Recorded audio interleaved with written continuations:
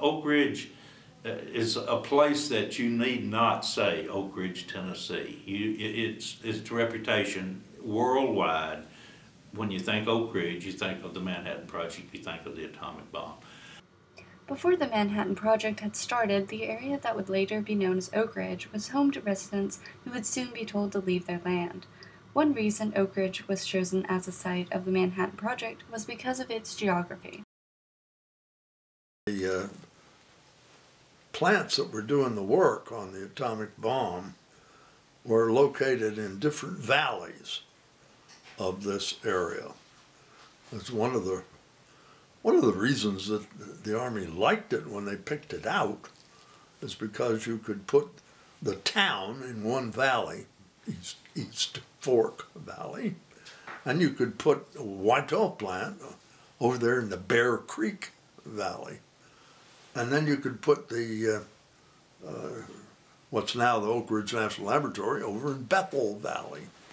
And then if something untoward happened to one of the plants, it wouldn't wipe out the others or the town. That's what the history books say. What may be closer to the truth, however, is when Albert Einstein wrote that letter to President Roosevelt saying Germany's buying up all this uranium ore, and he thought that they might be making a bomb out of it. Roosevelt knew that would be an expensive undertaking to look into that uranium. So he put General Groves in charge of what was to be called the Manhattan Project.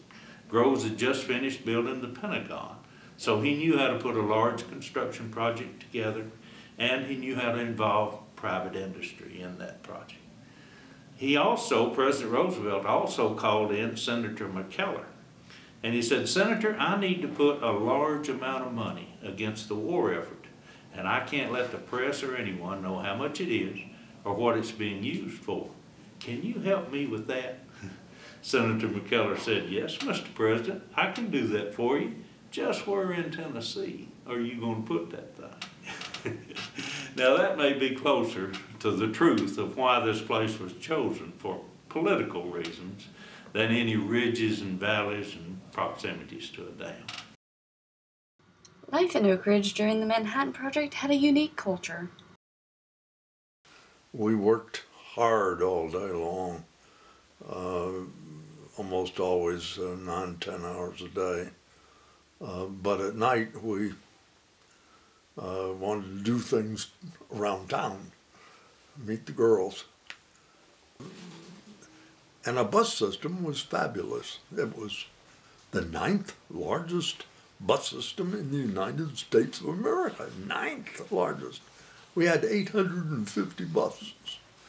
And you go get on a bus, and for a nickel you could just drive all around the place. Some of the work done at Oak Ridge during the Manhattan Project was at the graphite reactor, which used uranium in the manufacture of plutonium used for nuclear weapons. The graphite reactor, which is where we're sitting right here, was basically the reason that ORL was started in the first place. And back then it was called the X10 plant or Clinton Laboratories. And the graphite reactor was the continuation of the work that Enrico Fermi had been doing at the University of Chicago, which resulted in the first nuclear chain reaction on December 2nd, 1942. Oak Ridge National Laboratory focuses on research ranging from fuel to material science. The future of Oak Ridge looks promising. Well, of course, funding is always an issue, and that's hard to say. I think the future is good from the standpoint that we've done a lot to upgrade our facilities here. So in the last 10 years, we've probably spent in excess of $2 billion on new buildings, new centers. That's one of the reasons why we have the most powerful supercomputer. From the early days of the Secret City being a main player in the creation of the atomic bomb to its present-day research facilities, Oak Ridge has been on the cutting edge of technology, and it looks to continue this journey for the foreseeable future.